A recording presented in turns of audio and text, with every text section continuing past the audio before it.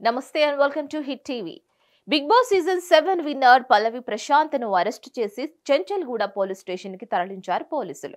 ఆయన సోదరుని అదుపులోకి తీసుకున్నారు కూడా. అన్నపూర్ణ స్టూడియోస్ వద్ద ప్రభుత్వ ఆస్తులపై జరిగిన దాడి ఘటనలో A1 అండ్ A2 నిందితులుగా ఉన్న బిగ్ బాస్ సీజన్ 7 విజేత పల్లవి ప్రశాంత్ అతని సోదరుడు మనోహర్ ను వారి స్వగ్రామం సిద్దిపేట జిల్లా గజ్వేల్ మండలం కొల్గూరులో పోలీసులు అరెస్ట్ చేశారు. ఇక మరోవైపు జూబ్లీహిల్స్ ఎస్ఐ మోహర్ రాకేష్ ఫిర్యాదు మేరకు దాడి ఘటనలో ప్రమేయం ఉన్న నరేందర్, అతని స్నేహితుడు వినయ్, కారు డ్రైవర్లు సాయి కిరణ్, ఏ రాజుపై కేసు నమోదు చేశారు.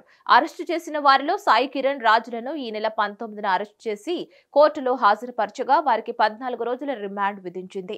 అంతకుముందు జూబ్లీహిల్స్ పోలీసులు స్థానిక పోలీసుల సహకారంతో ప్రశాంత్ ఇంటి వద్దకు చేరుకొని అతన్ని అదుపులోకి తీసుకున్నారు. ఈ సమయంలో ప్రశాంత్ తల్లిదండ్రులు గొడుగు సత్యనారాయణ, విజయమ్మ బంధువులు ఆందోళనకు గురయ్యారు. కాగా బిగ్ బాస్ ఫైనల్స్ నేపథ్యంలో జూబ్లీహిల్స్ అన్నపూర్ణ స్టూడియోస్ లో షూటింగ్ వద్దకు పల్లవి ప్రశాంత్, రన్నర్ అప్ అమర్దీప్ అభిమానులు చేరుకోగా అందులోని కొంతమంది ఆకతాయిలు రాళ్లను తీసుకుని బిగ్ బాస్ సీజన్ 6 లో పాల్గొన్న గీతూ రాయల్, ప్రస్తుత సీజన్ కంటెస్టెంట్ అశ్విని కార్లను, 6 ఆర్టీసీ బస్సులను ధ్వంసం చేశారు.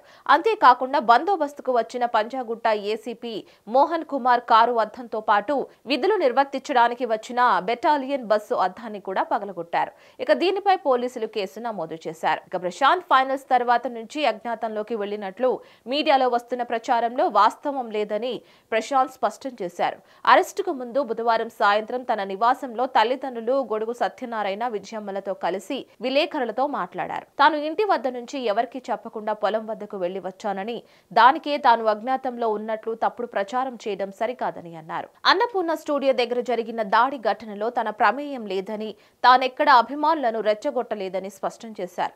ఇలాంటి ఘటనలు తీవ్రంగా ఖండిస్తున్నట్లు చెప్పారు. తన వల్ల ఇబ్బందులు కలిగినట్లు భావిస్తే పోలీసులకు క్షమాపణ చెబుతున్నానని, అద్దాల ధ్వంసం ఘటనలో వాస్తవాలను బయటపెట్టాలని ప్రశాంత్ కోరారు.